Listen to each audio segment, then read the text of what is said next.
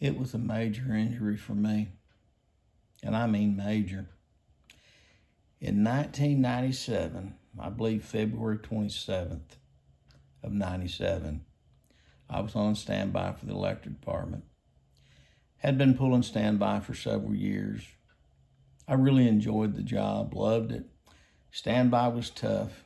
A lot of your calls were late at night, early in the morning, when there was bad weather. And this particular night was no exception at all. It was raining, had been storming, and I got a call about, I'd say 1:30 in the morning, and had power outage out just off of Underwood Road.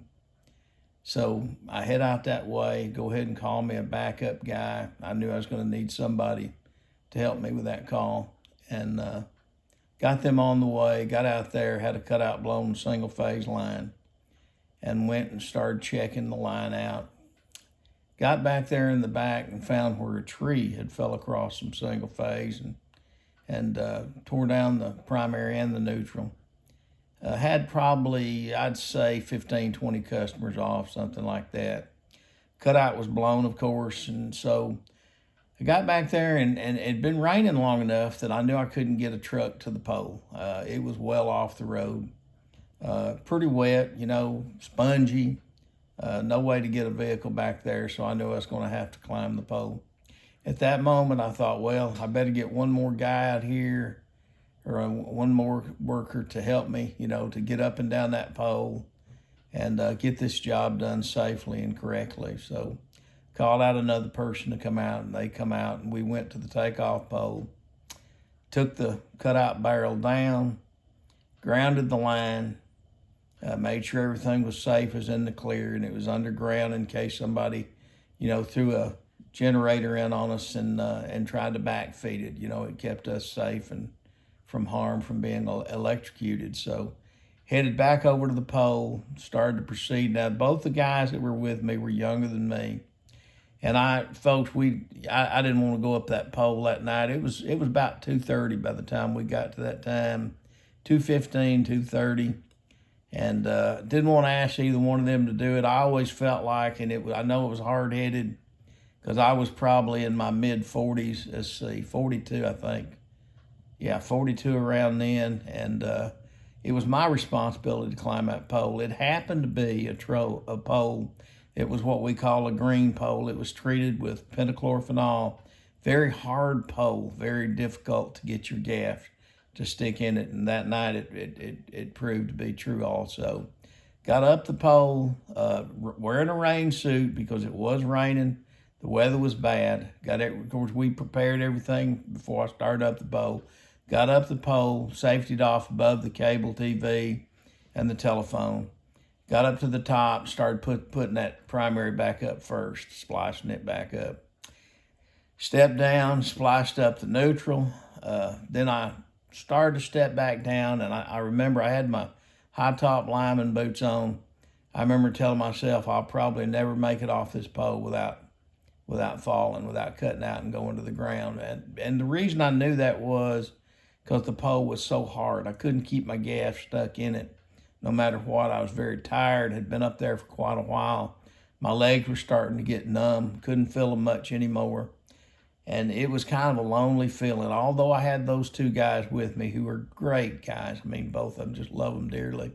And they were a lot of help to me in working the lines back up with a hand line and everything else. But all that went well. But when I started back down, I got to my telephone, my TV cable. I moved my lanyard around, put it down below the cable TV and the telephone, and I took one more step with my right gaff. I believe, if I remember correctly, it's been a lot of years ago, my right gaff, and I cut out.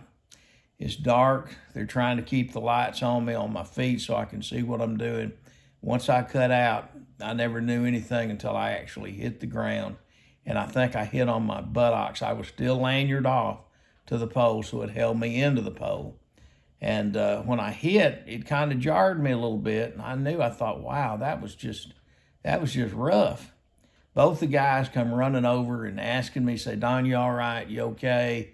Don't move, stay still. And I thought, I can get up from here. I guarantee you I can get up from here. And that's the pride thing, kicking in, wanting to be a tough guy.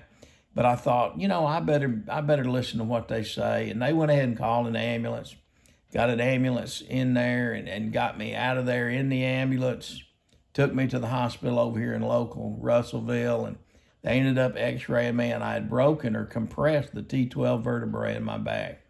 I had to wear this plastic-looking molded outfit from the front and the back, and then strapped it on me for, it seemed like several months for sure.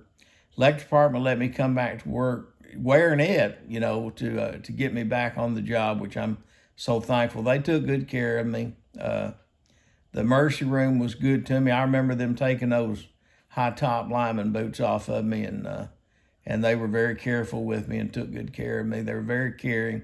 It's what I love about this little city that we live in, of 10 or 12,000 people. People care about each other. And I found out that night that wasn't the only time I've ever cut out on a pole. I cut out before and slid down, say, 10 or 12 feet and went right back up it again. Most of the time it's because you got a tack or staple.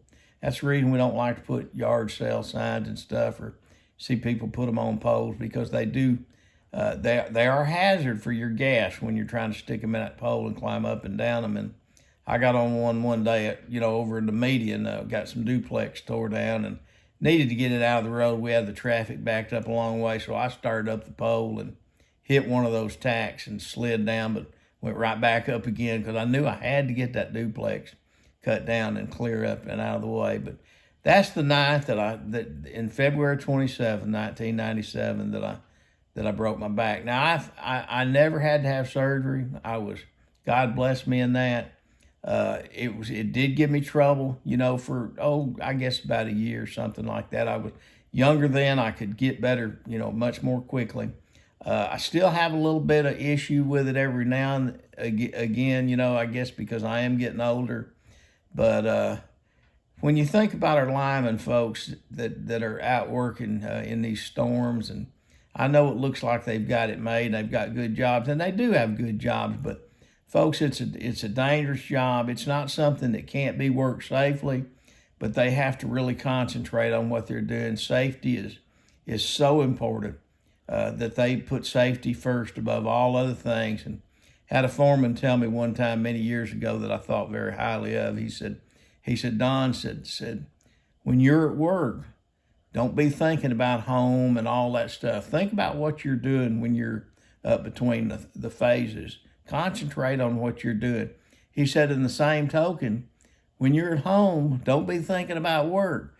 Concentrate on your family, love your little ones, your children, and take good care of them and your wife. And boy, that was a lot of wisdom from a guy. I don't know if he came up with that originally or if he got that from somebody else.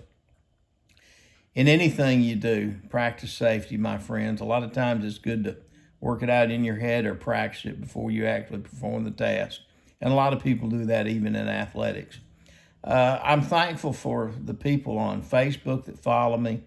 I hope you enjoy the videos. This is going to be a little bit longer when I understand, but and also YouTube that I'm building. I've got a little over 100 subscribers now, and always working for more subscribers and more likes. I like to know what you like, and I'll try to produce content that has that.